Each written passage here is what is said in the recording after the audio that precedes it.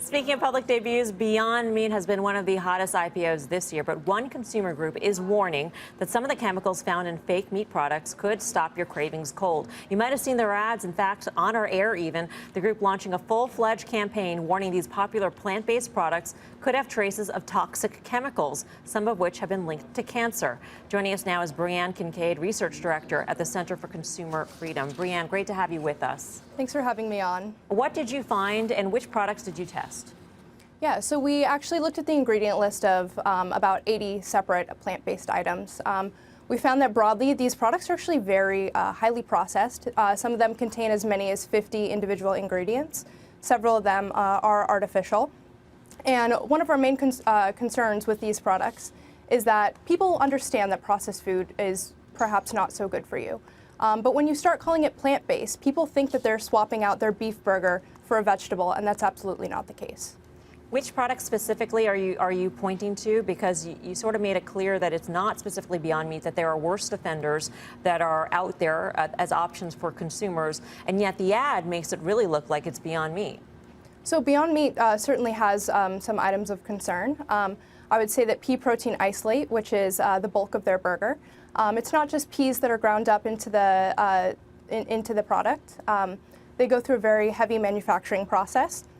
And while we can't know the exact process because it's proprietary, there are other companies, usually ones that use soybeans, that through this process, it's called extrusion. In order to separate the protein from the fat, they'll run it through a solvent called hexane. Now, hexane is recognized by the federal government as a neurotoxin. It's thought to have impacts on reproductive health. And there have been studies recently in the last several years that consumer groups will actually go to grocery stores, pick these items off of the shelves, test the residual hexane in them, and find that the levels are actually higher than those allowed in the European Union. Okay, and you guys point out that Morningstar, Gardena, these names might be familiar to our viewers out there, are the worst offenders when it comes to some of these chemicals existing in the products that aren't necessarily good for you. I'm wondering who conducted the study and who is it funded by? I mean, I'm just trying to figure out if you guys have an axe to grind with this industry. Yeah, of course. So we actually started this campaign without any funding. The Center for Consumer Freedom typically takes on issues where we feel like consumers are being misled. So that's really what drove us to this.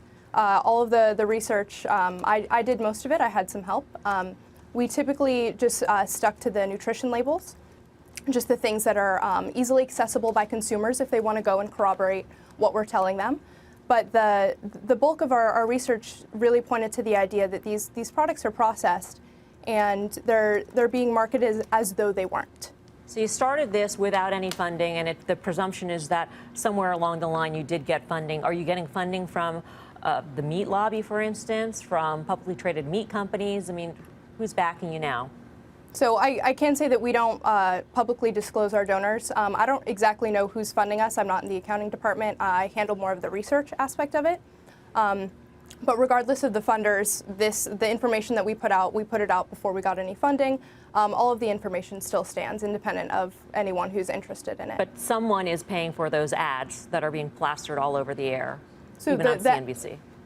So the ads, actually, everything that we've put out up until this point has actually been just us. Okay.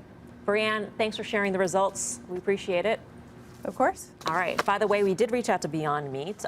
They had no comment. They were in a quiet period ahead of their earnings, so no comment from Beyond Meat. What, you no, I think no. I'm so happy she's bringing this to light, and she's right. And we brought this up when the stock was a $50 stock, so it hasn't mattered in terms of shareholder interest. Yeah. With that said, I don't think people are eating this thinking it's some healthy substitute. I think they're eating it because it's just flat out a meat substitute. There is a distinction. I think it's an important one, though. Why isn't every food company in the world able to create a meat substitute? I don't understand this. I really don't understand a multiple on something that Beyond Meat, yes, they have a trademark. They have intellectual property. They have a brand. They don't have a secret sauce. This isn't Coke Special Formula. This isn't, the secret sauce on the Big Mac. I mean, this is an alternative to a beef burger. Right now. I mean, it's just an R&D factory, and they see this the total addressable market for. I'm not supporting it. I'm just playing devil's advocate. That's what what you're investing in with a $10 billion market cap. To Guy's point, I mean, if you think that people who are buying this and consuming these products are vegetarians or people who don't eat meat in the first place, then all of a sudden your total addressable market goes way down. Sure. Right? Absolutely. Than if you're thinking that it's a healthy alternative to meat. Yeah, I mean, I think it is a problem. I wouldn't eat it if I didn't think that it was healthy. I've ordered an Impossible Burger at a restaurant, and I did it because I thought it was healthy. So I think it's an issue. And with shares up 150%, you actually have the lockup period for the initial IPO expiring in October. So you have these valuations. You have shareholders who initially held the stock who can now flood the market with shares. I don't like it at these levels at all.